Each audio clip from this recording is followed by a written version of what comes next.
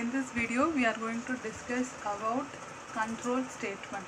Control statements are statements which alters the execution sequence of your program. By default program all the statements are executed in sequence, that is one by one. Okay, control statements are statements which alters execution sequence of your program. We have two types of control statement: conditional control statement, unconditional control statement. In conditional control statement, we have decision control and looping statement. In decision control statement, we'll have a condition. Okay, based on the evaluation of the condition, if the condition is evaluated to be true, a part of program code will get executed. If the condition is evaluated to be false, some other part of the program code will get executed. In looping statement, it will repeat a group of statement until the condition is satisfied. Once the condition is not satisfied or evaluated to be false, it will come out of the loop. Okay, that is the difference between decision control and looping.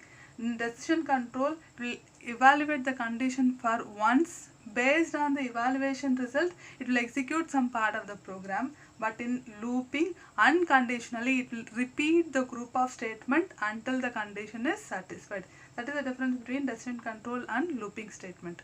In unconditional control statement, it will not check for any condition. Without checking condition, it will execute the statement. Example is break, go to, and continue. Now we are going to see an example program for if, that is a decision control statement.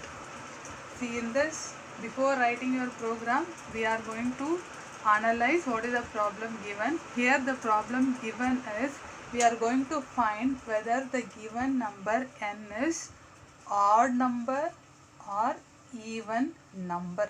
Okay, so what is the logic behind the program is, if we divide this number by 2, when we get remainder value 0, then this number is odd, even number. Okay, so this is the logic we are going to follow. How to get remainder value when we perform the division operation using this modulus operator. N mod 2 will get you the remainder value. If the remainder value is 0, then the number is declared to be a even number.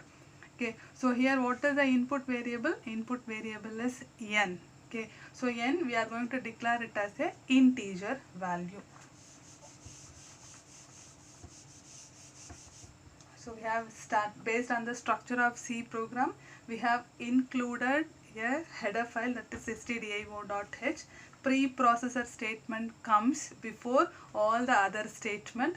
All the other statement are included within this main function. Okay, so this main function starts with this curly brace, ends here in this curly brace. Within the main function, you need to write the declaration statement first. Declaration statement, this declaration statement declares a variable n. Data type of variable n is integer. It is going to take a decimal value.